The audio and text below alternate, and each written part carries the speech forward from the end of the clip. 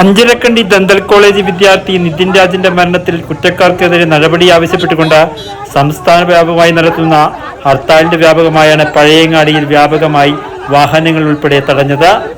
നിതിൻ രാജിന്റെ മരണത്തിന് ഉത്തരവാദികളായ മുഴുവൻ പേരെയും അറസ്റ്റ് ചെയ്യുക, അഞ്ചരക്കണ്ടി ദന്തൽ കോളേജിന്റെ അഫിലിയേഷൻ റദ്ദു ചെയ്യുക, രോഹിത് വെൺമുല ആക്ട് നടപ്പിലാക്കുക, നിതിന്റെ കുടുംബത്തിന് 10 കോടി രൂപ നഷ്ടപരിഹാരം നൽകുക, ജുഡീഷ്യൽ മേൽനോട്ടത്തിൽ കേസ് അന്വേഷണം നടത്തുക എന്നീ ആവശ്യങ്ങൾ ഉന്നയിച്ചുകൊണ്ടാണ് hartal. Justice for Nithin Raj action കൗൺസിലും ദളിത് ആദിവാസി സംഘടനകളുമാണ് ഹർത്താലിന് ആഹ്വാനം ചെയ്തിരിക്കുന്നത്.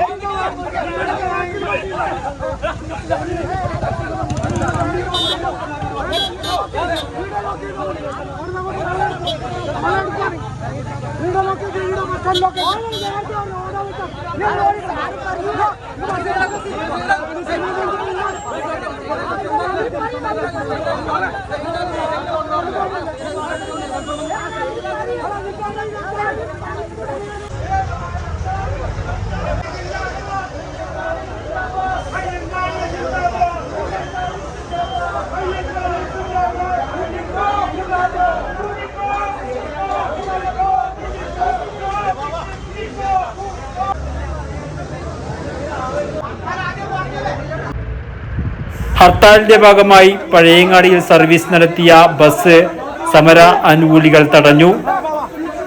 രാവിലെ 7 മണി മുതൽ പഴയങ്ങാടി KSTP റോഡിൽ നടത്തിയ ഉപരോധം 9:30 അവസാനിച്ചത്. തുടർന്ന് പ്രകടനവുമായി പഴയങ്ങാടി ടൗണിലിറങ്ങിയ സമര അനുകൂലികൾ കടകൾ ഉൾപ്പെടെ അടപ്പിച്ചു. പഴയങ്ങാടി മേഖലയിൽ ഹർത്താൽ പൂർണ്ണമായും കടകൾ അടഞ്ഞു കിടക്കുകയാണ്. സ്വകാര്യ വാഹനങ്ങൾ നിരത്തിലിറങ്ങിയിട്ടുണ്ട്.